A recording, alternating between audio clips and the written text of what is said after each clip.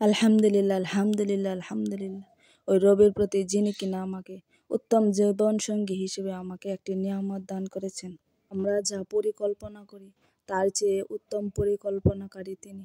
তার গুণগান শেষ করতে পারবো না জীবনেও মনে হয়। আসসালামু আলাইকুম। দেশে কিংবা বিদেশে, দূরে কিংবা কাছে, যে যেখান থেকে দেখছেন, আয়েশা লাইফস্টাইল থেকে আপনাদেরকে জানাই অন্তরস্থল থেকে সুস্বাগত।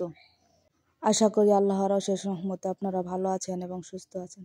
হ্যাঁ, আমিও আলহামদুলিল্লাহ আল্লাহর অশেষ রহমতে আপনাদের দোয়া এবং ভালোবাসায় আমিও সুস্থ আছি।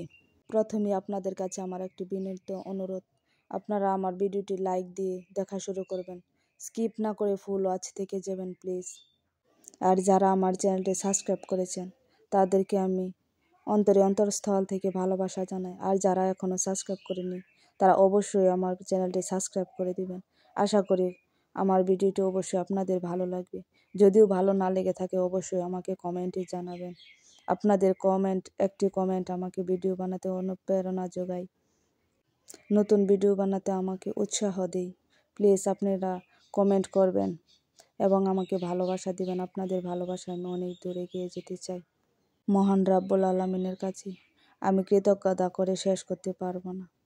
আমি জানেন অত্যন্ত একজন রাগী মানুষ, যা আমার হাজব্যান্ড প্রতিনিয়তই সহ্য করে যায় এবং মানিয়ে নিতে চায়।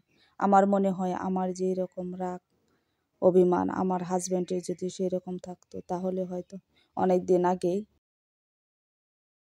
সেপারেশনে চলে যেতে হতো। কিন্তু আলহামদুলিল্লাহ ওই রবের প্রতি যিনি আমাকে একটি নিয়ামত দান করেছেন, হাজব্যান্ড নামক, উনি আমাকে অনেক সহ্য করে, আমাকে অনেক বোঝায়, অনেক মানিয়ে নিই।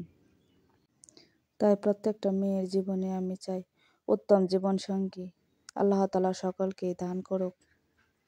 আমার মনে হয় না আমার হাজব্যান্ডের মতো দ্বিতীয় কোনো মানুষের পৃথিবীতে আল্লাহ তাআলা পাঠিয়েছেন।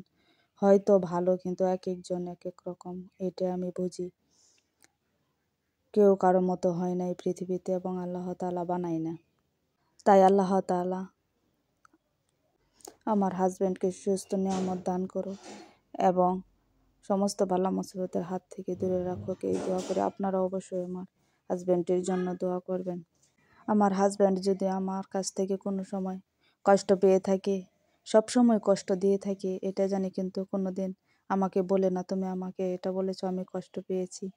কিন্তু আমার বড় বোনের সাথে ও শেয়ার করে বলে, আপু ও বুঝে না, ও এটা বলেছে ওটা বলেছি।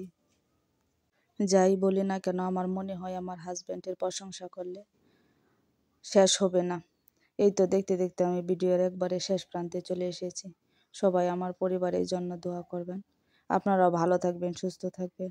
আপনাদের জন্য শুভ কামনা রইল। দেখা হবে নতুন কোনো ব্লগে। ততক্ষণ পর্যন্ত ভালো থাকবেন, সুস্থ থাকবেন। আল্লাহ হাফেজ। আসসালামু আলাইকুম।